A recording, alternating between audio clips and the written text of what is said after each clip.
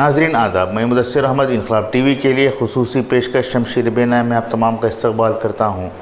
नाजरीन, आज आपने देखा होगा कि कर्नाटक में आज कर्नाटक बंद का अहतमाम किया गया था। ये बंद किसानों ने अपने हक़ के लिए और मरकज़ी हुकूमत की जानिब से जारी करदा क़ानून के ख़िलाफ़ आवाज़ उठाने के लिए मुनअक़द किया था। भले ही इस बंद के ताल्लुक़ से आम लोगों को मालूम नहीं है, लेकिन हम आज इस वीडियो के ज़रिए से आप तमाम को जो काला क़ानून बनाया गया है मरकज़ी हुकूमत की जानिब से, उस ताल्लुक़ से बाअवार ने आशना करने की कोशिश करेंगे। दोस्तों, मरकज़ी हुकूमत यानी जो बीजेपी हुकूमत इक़्तिदार पर आई है 2014 से लेकर 2020 तक की अगर आप बात करेंगे तो जितने भी इनकी तरफ से क़ानून बनाए गए हैं वो अवाम मुखालिफ, मज़दूर मुखालिफ, माइनॉरिटीज़ मुखालिफ, किसान मुखालिफ, इस तरह से हर एक की मुखालिफत में क़ानून बनते आए हैं। दरअसल मुखालिफत में क़ानून इस वजह से बन रहे हैं कि ये जो हुकूमत है वो फ़ैसिस्ट हुकूमत है। इनका एजेंडा ही बड़ों के ज़रिए से गरीबों पर जुल्म करना है। इस काम में ये लोग काफ़ी हद तक कामयाब हो रहे हैं। इसकी अहम वजह यह है कि आम लोग इसकी मुखालिफत में उठ नहीं खड़े हो रहे हैं। पिछले दिनों आप लोग NRC और CAA की मुखालिफत में जिस तरह से उठे थे, उस पैमाने पर अगर उठ नहीं खड़े होते हैं तो यकीनन ये जो डेमोक्रेटिक मुल्क है, जो डेमोक्रेसी की बुनियादों पर ये मुल्क है, वो मुल्क तबाह व बर्बाद हो जाएगा और यहाँ पर फैशिज़म मुसल्लत हो जाएगी। तो दोस्तों, मैं आपको इस क़ानून के ताल्लुक़ से बताने की कोशिश करूँगा। इससे पहले आप लोग इस वीडियो को लाइक करें, शेयर करें और हर एक तक पहुँचाएँ ताकि लोगों को इस ताल्लुक़ से मालूमात मिल सकें। तो मैं कहना चाह रहा था कि जो फार्मर्स बिल है उसको मैं आसान अल्फाज में बताने की कोशिश करूँगा। सबसे पहले 3 पॉइंट्स हैं इसमें। पहला पॉइंट ये है कि इस बिल में कोई भी किसान अपनी फसलों को, अपनी अनाज के या फिर अपने फसलों को किसी भी शख्स को बेच सकता है, जबकि इससे पहले के क़ानून में सिर्फ़ हुकूमत की जानिब से तयशुदा एजेंट ही किसानों के पास से अनाज ख़रीद सकते थे, उनके फसलों की जो पैदावार है वो ख़रीद सकते थे। लेकिन अब वो सिस्टम को ख़त्म कर चुके हैं। अब ख़रीदारी करने वाले बड़ी बड़ी कॉरपोरेट कंपनियां भी हो सकती हैं, ऑनलाइन मार्केट्स भी हो सकते हैं, शॉपिंग सेंटर्स के ओनर भी हो सकते हैं। तो इस तरह से जो मंडी का जो सिस्टम था, जो मीडिएटर्स का सिस्टम था, वो सिस्टम ख़त्म कर दिया गया है।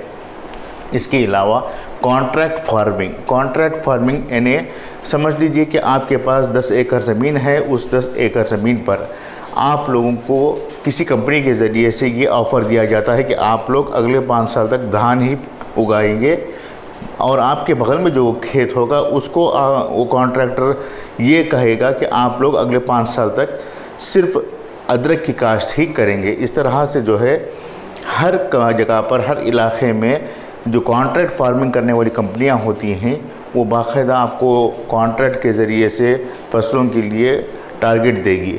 उस टारगेट को आप ज़मींदार होते हुए भी मज़दूरों की तरह वहाँ खेती करनी होगी। शुरुआत में ये बहुत ही दिलचस्प मामला रहेगा, क्योंकि लोग, किसान जो कभी बहुत ही तकलीफ़ों से गुज़रे हुए हैं, उनके सामने जब बड़ी बड़ी रकूमात देखेंगे, बड़ी बड़ी रकम की पेशकश की जाएगी तो किसान पहले तो मान जाएंगे, फिर आहिस्ता आहिस्ता यही कंपनियां, यही कॉन्ट्रैक्टर्स उन किसानों पर जुल्म ढाने लगेंगे। वो बार बार उन्हें परेशान करने लगेंगे कि आपने इस तरह से अपनी जो कमिटमेंट्स हैं उसे पूरा नहीं किया। जिस तरह से अब फिलवक्त बैंक किसानों को कर्ज़े देकर परेशान कर रहे हैं, उसी तरह से कॉन्ट्रैक्ट फार्मिंग में भी परेशान किया जा सकता है। तो तीसरी अहम और सबसे ख़तरनाक बात यह होगी कि किसानों के पास से जो उनकी ज़मीनों की ख़रीदो फ़रोख्त हो या फिर उनके अनाज की ख़रीदो फ़रोख्त हो, उसकी आज़ादी की जो हुकूक़ होंगे, जो राइट्स होंगे, वो सल्ब कर लिए जाएंगे, वो ख़त्म कर दिए जाएंगे। इस तरह से ये जो फार्मर्स बिल है वो पूरी तरह से ईस्ट इंडिया कंपनी के जो क़वानीन हैं उसी को फॉलोअप करते हुए बनाए गए हैं। लेकिन आज सियासत और तिजारत के दरमियान आम किसान फंसते जा रहे हैं। इन किसानों की आवाज़ को लोग समझ नहीं पा रहे हैं। इन किसानों की जो मसाइल हैं उसे आम लोग समझ नहीं पा रहे हैं। दोस्तों, आज किसान अपने हक़ के लिए आगे आवाज़ उठा रहा है, लेकिन इस आवाज़ को हम लोग सपोर्ट नहीं कर रहे हैं, क्योंकि हम ये समझ रहे हैं कि ये मामला किसानों का है और किसान इस मामले से निपटेंगे। लेकिन अगर आप जायज़ा लेंगे तो किसान हमारी ज़िंदगी का हिस्सा है। किसानों के बग़ैर ये दुनिया बेकार है, ये तो ज़िंदगी बेकार है। तो इसलिए हमारी ये कोशिश होनी चाहिए कि किसानों के सपोर्ट में, किसानों की जो हक़ की लड़ाई लड़ी जा रही है, उसके लिए हम लोगों को आगे आना होगा। अब रहा सवाल किस तरह से ये क़ानून आम लोगों को मुतासिर करेगा, ये आप ये भी समझ लीजिए कि राम के पास 5 एकड़ ज़मीन है और इस 5 एकड़ ज़मीन पर वो धान की फसल उगाता है। फ़ी कुंटल धान की कीमत, फ़ी कुंटल धान उगाने के लिए राम को 800 रुपये सरमाया लगाना पड़ता है, यानी उस पर जो खाद है, जो मजदूरी है वगैरह लगाकर 800 रुपये उसकी लागत आती है।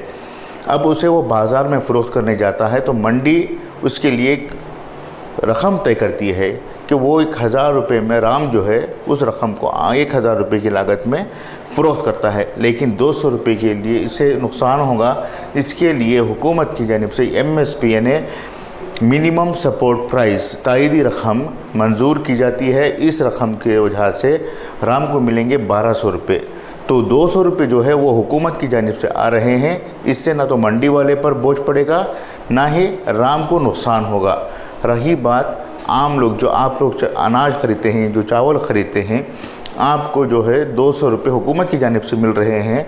तो इस लिहाज से 1 कुंटल चावल अगर 200 रुपये हुकूमत की जानिब से मिल गए हैं तो मंडी वाले को सिर्फ आप 100 या 200 रुपये जो उसका मुनाफा होगा उसके हिसाब से वो रकम अदा करके आप धान ख़रीदेंगे या चावल ख़रीदेंगे। मगर अब जो नया क़ानून बनाया जा रहा है उसमें आप गौर कीजिए कि आपको कितना बड़ा नुकसान हो सकता है। समझ लीजिए कि राम ने 1000 रुपये से चावल आपको, यानी डायरेक्ट कंपनी को फ़रोख्त कर दिए हैं 1000 रुपये से।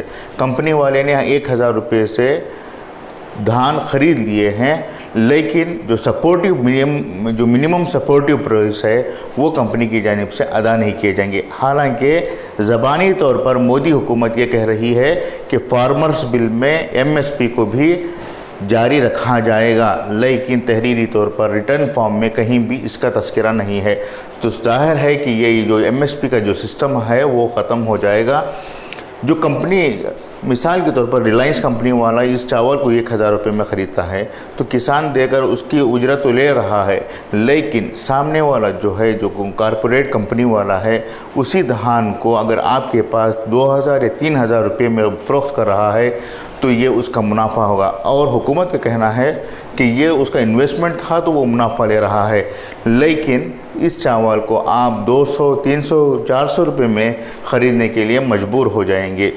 तो इस वजह से जो किसान हैं सिर्फ अपने लिए नहीं बल्कि हर इंसान के लिए लड़ रहे हैं, हर इंसान के हक़ के लिए लड़ रहे हैं।